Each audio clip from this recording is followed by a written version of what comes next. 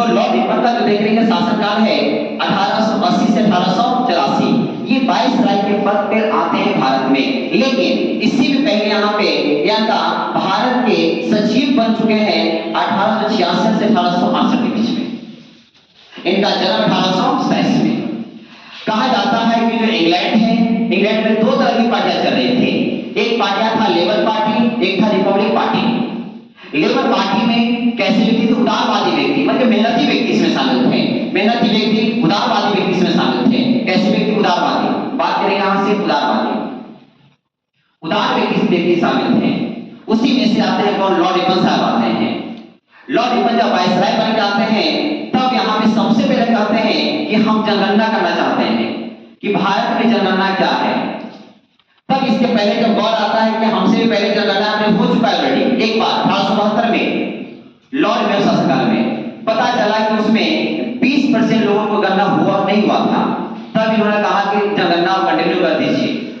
यहाँ पे थोड़ा सा देख लेते हैं। 1872 में लॉर्ड रिपन शासनकाल में जनगणना पहला होता है, 81 में नियमित है, रिपन के समय में 21 में जातीय आधारित है, 12,000 21 में, छोटा विभाजन 51 में। अब यहाँ से इनका नजर था सबसे पहले जनगणना करना। इन्होंने 1881 में नियमित जनगणना कराया भारत में। जनगणना कराने के बाद इन्होंने कहा कि फैक्ट्री अधिनियम जो देख रहे हैं उस फैक्ट्री अधिनियम को लाया जाए। फैक्ट्री अधिनियम में शर्त ऐसा था इसमें कि 7 वर्ष से कम जो बच्चे हैं उनको काम पे नहीं लगाना है। दूसरी बात, 7 से 12 वर्ष के जो बच्चे हैं उनको 9 घंटा ज्यादा काम नहीं कराना है, महिला पुरुष से पूरा है सब। लेकिन यहाँ पे जो अगर मिल मजदूर के जो लोग हैं उनके लिए एक समय निर्धारित कर दें, इस समय में आपको काम करना है। लेकिन ये जो फैक्ट्री अधिनियम है चाय के लिए, कॉफी के लिए, नील की खेती के लिए नहीं है। इसमें नॉर्मल है ना जी, चाय पीने का कोई जगह तोड़ देगा, कोई झूठी मुलाकात नहीं है। ये कर दिया यहाँ से। अब इनके बाद नजर जाता है यहाँ से डायरेक्ट आता है बांग्लोर प्रेस एक्ट, जो यहाँ पे लॉर्ड रिपन साहब ने लाया था 1877 में। उस प्रेस को, स्वतंत्रता को जो था वहां पे बैन कर लिया था। फिर से यहाँ पर कहते हैं कि बांग्लोर प्रेस एक्ट को क्या कर देगा? समाप्त कर देंगे।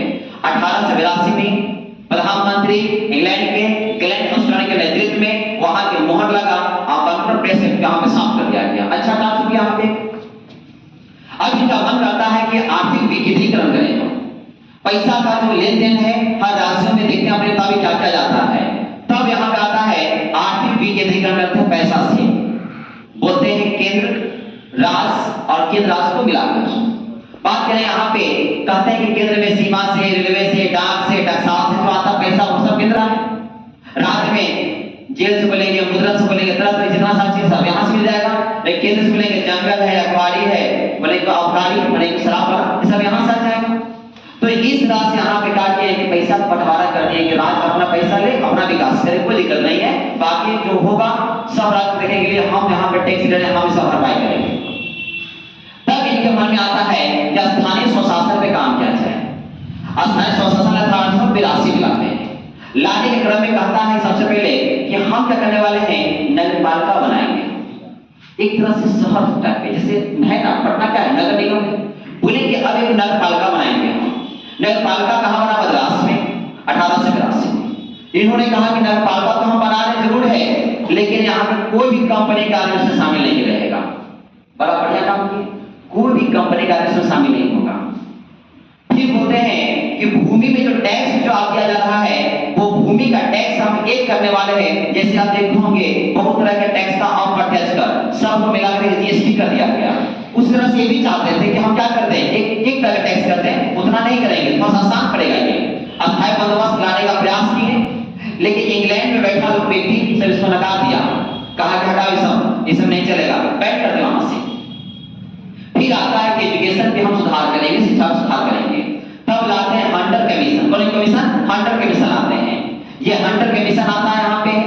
कहते हैं कि हंटर कमीशन जब लाते हैं तो कहते हैं पहले हम जांच करेंगे। आप भी ना लाए थे ब्रिटिश स्पेस 1854 में, ये जो 1854 में आता है 1854 में कहते हैं कि 1854 जो लाए थे एजुकेशन पे, उसको हम पहले देखेंगे कि आपका ब्रिटिश स्पेस आखिर है क्या।